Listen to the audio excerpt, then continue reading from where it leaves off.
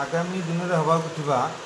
आमर रखीपुर साक्षीनाथ मंदिर अणानवमी कार्यक्रम जो आगामी दिन होगा राधापाद दर्शन निमंते प्रस्तुति बैठक थी जेहेतु ये मूल साक्ष्यपाल मंदिर साक्ष्यपाल जो अच्छी आम साक्ष्य मंदिर ये मूल साक्ष्यपाल मंदिर ये मंदिर प्रतिष्ठा है कि ठाकुर विग्रह प्रतिष्ठा 2 वर्ष है और आम विगत 2 वर्ष है भी राधापाद दर्शन पालन कर आगामी दिन जो आम अणानवमी कार्तिक मास राधापाद दर्शन हो बहु संख्यार भक्त आसवे भक्त मान निमंते केमती सुपरिचालना कराव और प्रसाद सेवन ठीक करेंगे सांस्कृतिक कार्यक्रम हम सहित आम मंदिर परिसर भितर एक नुआ शिव मंदिर विग्रह नुआ मैंने पाताल बाहर से विग्रह को जहाँ किसी भद्र व्यक्ति मैंने दान स्वरूप देखते मंदिर भी और ग्रामवासी सहयोग चली से दिन प्राण प्रतिष्ठा उत्सव भी रखी से सब निमंते कार्यक्रम विषय में आलोचना कर आगामी दिन के सुपरिचालना हो पार बाबद प्रस्तुति बैठक प्रताप सिंह सामंतराय जड़े समाजसेवी जो मंदिर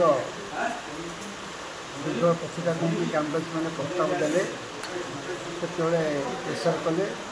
वयस्क लोक मैंने प्रस्ताव बाबू कि आम थोड़ा अवस्था मंदिरटा कि विग्रह प्रतिष्ठा करूँ आम देखू केत दिन बचू कथा अनुसार मंदिर प्रस्तुति ग्राम कराला जेहेतु 1663 मसीह ये ठाकुर विग्रह प्रतिष्ठा होता 1731-32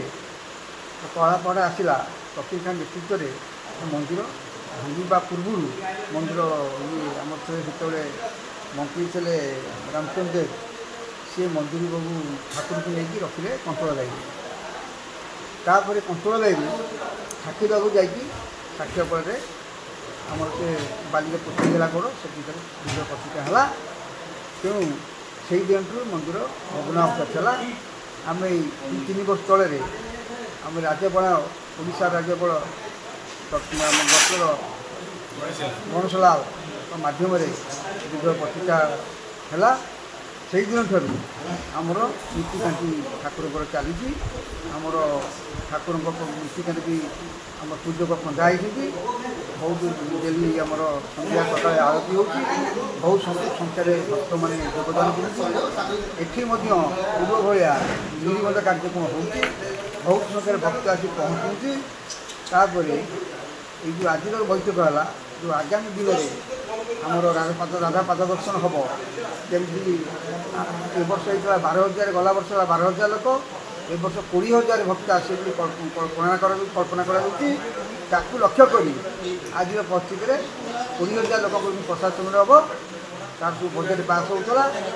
सागर से दिन आम शिव मंदिर दक्षिण पटे तार से दिन पुनः प्रतिष्ठा हम पुनः